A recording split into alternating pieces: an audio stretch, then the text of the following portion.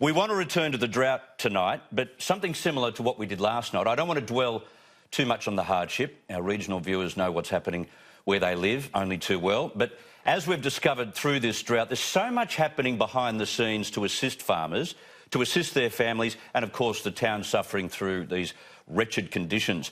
Which brings me to this story. We have large numbers of backpackers in this country, but for a long time, attempts to use that potential workforce on the land, especially during droughts, has been a bit hit and miss, mainly because farmers struggled to find quality skilled workers to help them out.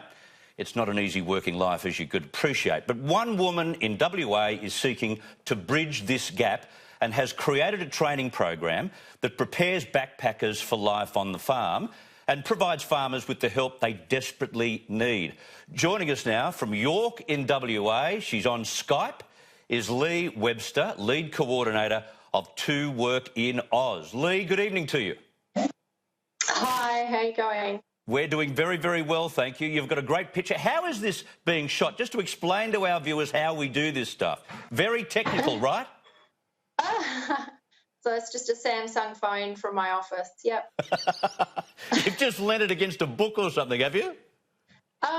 Yeah, I forget my computer, yep. That is brilliant, I love it. Plug for Samsung. Yeah, good Samsung, well done. Yeah. Now, this has always been a problem, hasn't it, where farmers try and pick from the backpacker workforce, which at times during the year is quite large, but it's so difficult when they're not skilled, right? Yeah, I think that's something that I identified years ago, was that there was plenty of young people keen to work on farms, but they didn't have the skills. They had the attitudes and the motivation, and the second working holiday visa gave them a second motivation, I suppose. And so it just, they needed the skills to be truly productive and safe on the farms, and sort of understand more about the industry before they went into it. How reliable are they? Do they turn up on time? Do they get out of bed? Yeah, I think so. Like most of them are. I suppose I liken them to like our own people that go travelling overseas. They've got a good reputation overseas as being good workers and good travellers, and it's the same that the people that come to Australia, they've got a reputation as being good workers and good travellers, and it's just they're in that mindset. They're in a different, I suppose, mindset to your everyday 9 to 5 sort of job. So tell me, what sort of training program do you put them through, Ley? And do they come to you, or you go out and try and find them? How does it work? Oh, probably a bit of both. Like some of them find me through word of mouth and social media, and I do a fair bit of social media, advertising and that sort of thing as well. So you've got to have it going both ways. But it's basically we train them. Our program is very much focused on the grain and livestock sector. It's not fruit picking or horticulture. It's very much about the large machinery that is used for growing wheat and canola and barley, those sort of crops. And tell me, these kids, where do they come from? Well, mainly they're on the 417 or the 462 visa. So that means I think there's 30-odd countries on those visas now. So you've got, a high percentage from Europe. The ones that we have are, you would have to say, are European, Canadian, English, Irish, yeah. And where do you send them? Once they go through your training program, where do you send them? I suppose the footage that's on the screen at the moment, that's probably pretty standard pictures for seeding time. So we're based in Western Australia, as you said, so I do concentrate on Western Australia.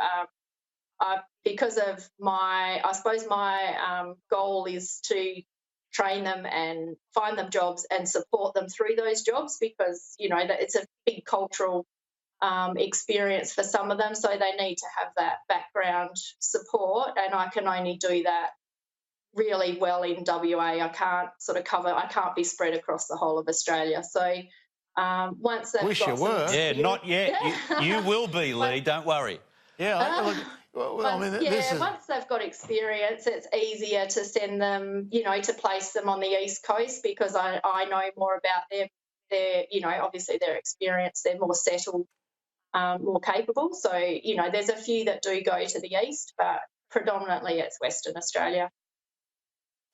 I'm interested to know the feedback you're getting from farmers, especially at this time where they could need a hand, because my experience, and I've been in country towns during droughts, and one of the things that happens, as you know only too well, is that while you're trying to feed stock, while you're trying to do extra to keep things moving in the farm and extra work you've got to put in, the standard things about living a normal life go by the wayside, and things are left unattended to. And so I could imagine during this time in particular, someone who knew their way around a farm and was skilled enough to get through a normal day would be very handy to drought-stricken farmers.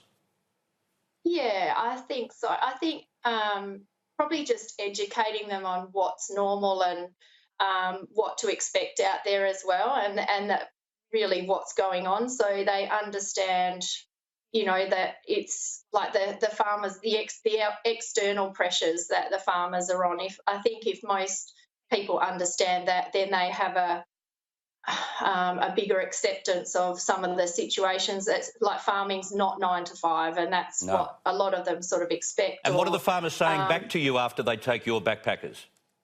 Oh, yeah, like I've still, I've been running this since 2012. So, and my original 2 employers are still very strong supporters and mentors of mine. So I think, and the 2 trainees that were my original trainees have been in contact in this last week. So I think that to me says that, we're doing the right thing and we're creating connections and support that's... Well, not only are you doing the right thing, but how do we get you to spread yourself? I mean, I know you're obviously very busy, but gee, when I look at a program like this, I mean, it'd be terrific in rural New South Wales or Queensland.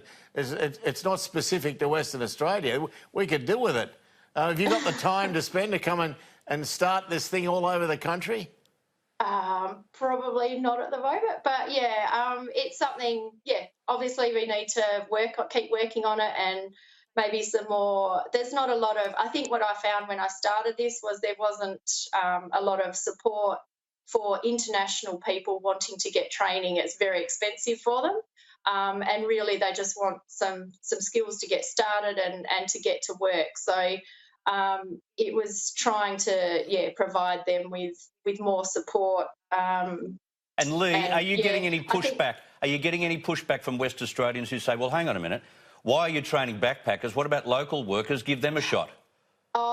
If an Australian wants to come and do the course and pay for themselves to do the course, then yep, I've got a 17-year-old girl coming next week. I've already had 3 Australians this year that are out on farms now. So it's it's certainly not exclusive to backpackers, but it's just that they are the ones seeking out this sort of work and needing the skills. Well done. I think Richo is spot on the money. We've got to make it a national program. You've got to start employing an entire national team by the sound of it. It's called To Work in Oz. To Work in Oz. What a great job. Well done, Ley. Thank you very much. It's a rewarding business to have, that's for sure. Congratulations. Thanks for your time. Great. Thank you.